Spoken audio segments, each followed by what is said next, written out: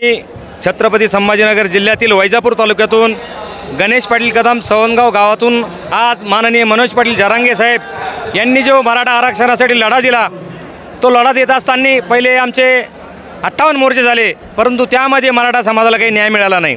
आणि माननीय मनोज जरांगे पाटील यांच्या माध्यमातून जो लढा पुकारला, त्या लढ्याला जर खऱ्या अर्थाने यश आलं असेल तर कुणबी प्रमाणपत्राच्या माध्यमातून आमच्या वैजापूर तालुक्यात 1220 नोंदी सापडल्या, परंतु तहसीलदारांनी सांगितलं कुठलीही नोंद नाही।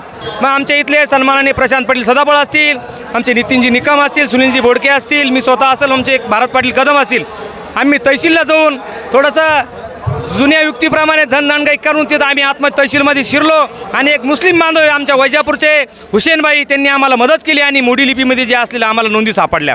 त्यानंतर आयुक्ताच्या माध्यमातून माननीय मनोज पाटील जरांगे यांच्या माध्यमातून आम्ही वैजापूर तालुक्यात 7300 कुणबी प्रमाणपत्र वाटण्याचं काम केलं। हे जर काम झालं असेल तर फक्त माननीय जरांगे पाटलामुळे झालं। आम्ही मात्र फक्त तीळ मात्र त्यांच्या मार्गावर चाललोय आणि येणाऱ्या काळामध्ये आमच्या वैजापूर तालुक्यात आम्हाला 40 ते 45 हजार प्रमाणपत्र वाटल्यानंतर माननीय मनोजदादा जरांगे यांची मागणी घेऊन त्यांना आम्हाला मोठा कार्यक्रम वैजापूरला घ्यायचा आहे। आणि माझी तमाम महाराष्ट्राच्या जनतेला विनंती आहे, जरी आपण कोणी कुणबी प्रमाणपत्र मिळालं असेल, परंतु आपले जे नातेवाईक आहे सगळे सोयरे यांना हे प्रमाणपत्र मिळालं पाहिजे, हे आरक्षण मिळालं पाहिजे।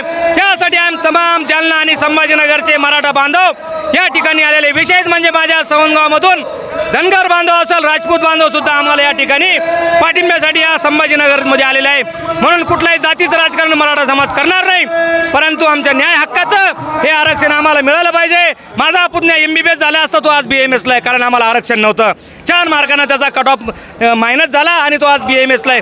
म्हणून सर्व मराठा बांधवांना विनंती आहे, येणाऱ्या काळात शांततेत आपण चालायचं आणि आज 13 तारीख हा अल्टिमेटम या सरकारला आहे आणि या सरकारला आमचा इशारा आहे, जर तुम्ही आज जर निर्णय नाही घेतला, येणाऱ्या काळामध्ये सन्माननीय जरांगे पाटील जो निर्णय घेतील तो आम्हाला मान्य असेल। एक मराठा। माननीय मनोज पाटील जरांगे दादा यांचं मत असं आहे, मराठा समाज जसा मागासलेला आहे तसाच आमचा मुस्लिम बांधव असेल त्यांना सुद्धा नितांत आरक्षणाची गरज आहे। आणि या सरकारने धनगर समाजाला चॉकलेट दिलं, पहिल्या कॅबिनेटमध्ये तुम्हाला आरक्षण देतो, पण माझा धनगर समाज खेडेगावातला तो सुद्धा अशिक्षित आहे, त्याला सुद्धा ST प्रवर्गात त्याला आरक्षण मिळालं पाहिजे। असा एक देवदूत जर म्हटला तर मनोज पाटील जरांगे सर्व समाजाला घेऊन चालणार आहेत। OBC बांधवांना विनंती आहे की आपण ह्या येवल्याच्या माकडाच्या नादी लागू नका, हे स्वतःच्या फायद्यासाठी OBC बांधायला उस्कवत आहे, कारण हा 2.5 वर्ष जेलमध्ये होता, त्यावेळेस काही बोलला नाही।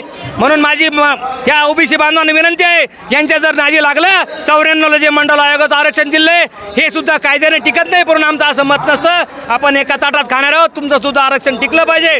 जर तुमच्या भुजबळ साहेबांना काही मागे पुढं केलं, येणाऱ्या काळात ते भुजबळ साहेब जबाबदार असतील आणि 1994चं मंडल आयोगाचं आरक्षण सुद्धा कॅन्सल होऊ शकतं, यात मात्र शंका नाही। म्हणून सगळ्यांनाच आरक्षण मिळालं पाहिजे, या मताची मराठा बांधव आहे। एक मराठा। जरांगे पाटील तुम आगे बढ़ो, हम तुम्हारे साथ हैं। आज मोठ्या संख्येने मराठा समाज आलेला आहे, कारण की जरांगे पाटलाच्या आग्रहास्तव, कारण की आपण पाहतो 350 वर्ष झाले हा मराठा समाज आज खालावला आहे, कारण की कालांतराने त्यांच्यामध्ये वाटण्याहून आज मराठा समाजाकडे जमीन राहिलेली नाही। लोक म्हणतात मराठा समाज हा सगळ्या समाजातील मोठा भाऊ आहे, अरे मोठा भाऊ आहे, आज तो मोठा भाऊ तळागाळाला गेलेला आहे। आज त्या मोठ्या भावाकडे पाहण्याची वेळ आलेली आहे, कारण की आज जर शासनाने या मराठा समाजाकडे जर पाहिलं नाही, पुढलं हे रूप अत्यंत भयानक राहणार आहे, कारण की आज मराठा समाजाकडे जर पाहिलं नाही, पुढल्याला पायाखाली तुडल्याशी हा मराठा समाज स्वस्थ बसणार नाही। ही गवाही जरांगे पाटलाने दिलेली आहे। आज जरांगे पाटील हे संभाजीनगरमध्ये येणार आहे आणि मोठ्या संख्येने मराठा समाज आज आक्रमक होऊन आक्रमक भूमिका घेणार आहे। धन्यवाद।